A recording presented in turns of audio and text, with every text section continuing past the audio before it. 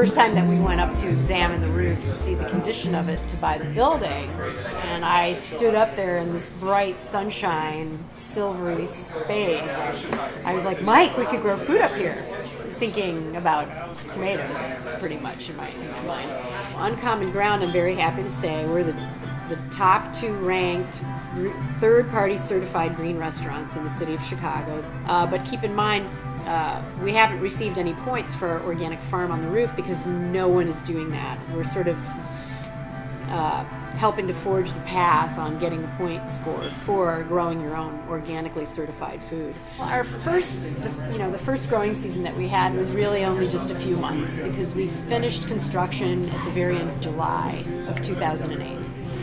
And so we brought up fresh organic soil, planted a lot of vegetables, and ended up getting a harvest of just over 300 pounds of food just from that short time span, without really having any, set design on how we were going to do this. We were really impressed at how quickly seeds germinated and, how much we were able to harvest in a short period of time. And we learned a lot of lessons last year in that the rooftop environment is just, it's a completely different growing scenario as opposed to growing in the ground.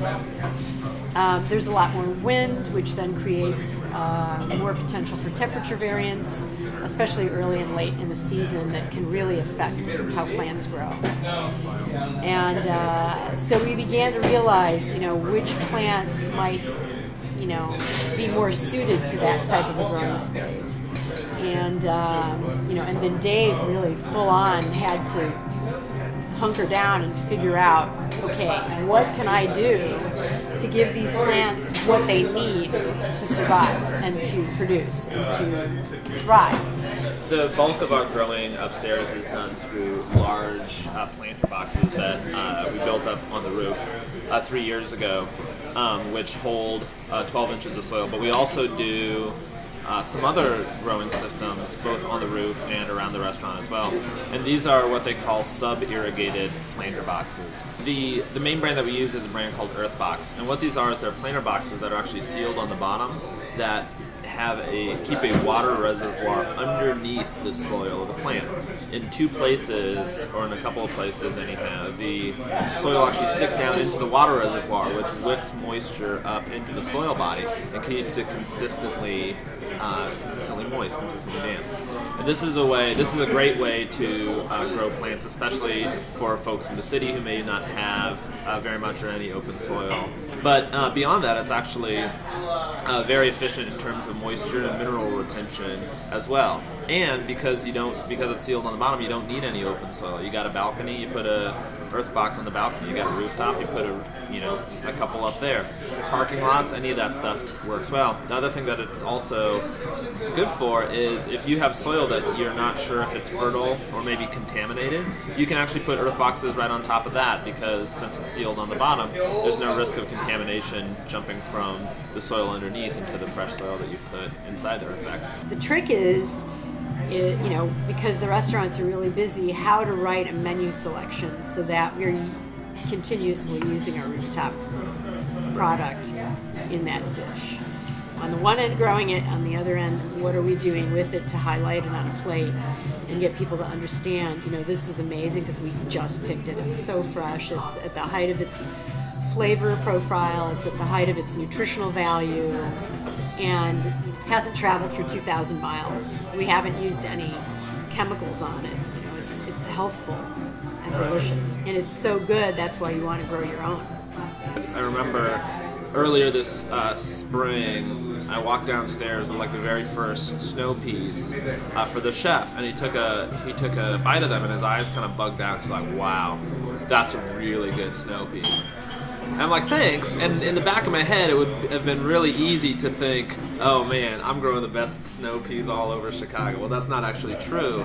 I just had the opportunity to pick them and hand them to the guy, in a matter of a minute, 2 minutes.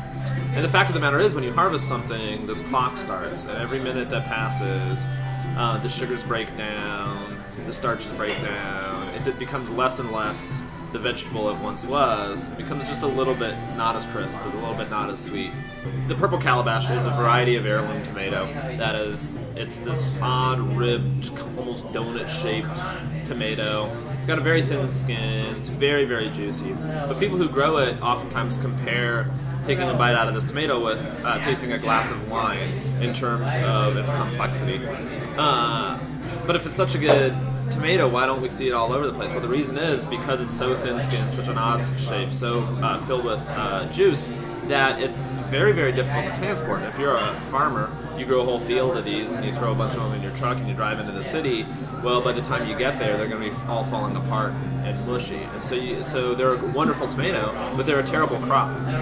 Well, because we don't actually have a transportation step in this system, in this food system. We've eliminated transportation, except for me and my interns walking down the stairs with a handful of whatevers. We can actually grow this tomato that's ridiculous for other farmers to grow, and then I'm excited about that as a grower, but our customers are really excited about that too, because they can have this tomato that they couldn't have on any other venue. It's very, very important to us that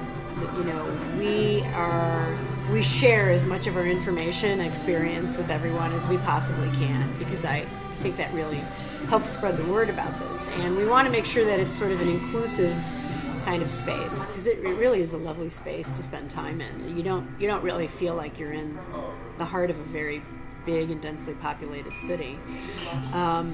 And so, it's important for us to share the space so that people can enjoy it and be a part of it.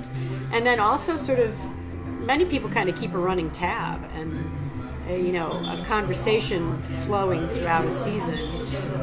We hear about what's happening in their garden, and, if there's anything that we can help them with, we try, and vice versa. I mean, there's a lot of community gardeners here and a lot of people who've been doing it for a long time, a lot of people from cultures all over the world. So a lot of old world knowledge, growing knowledge, and we are in a constant state of conversation about what we're going through, and if something's not right, we're trying to figure it out. People are trying to help us, and it's just been a very engaging process, in every direction.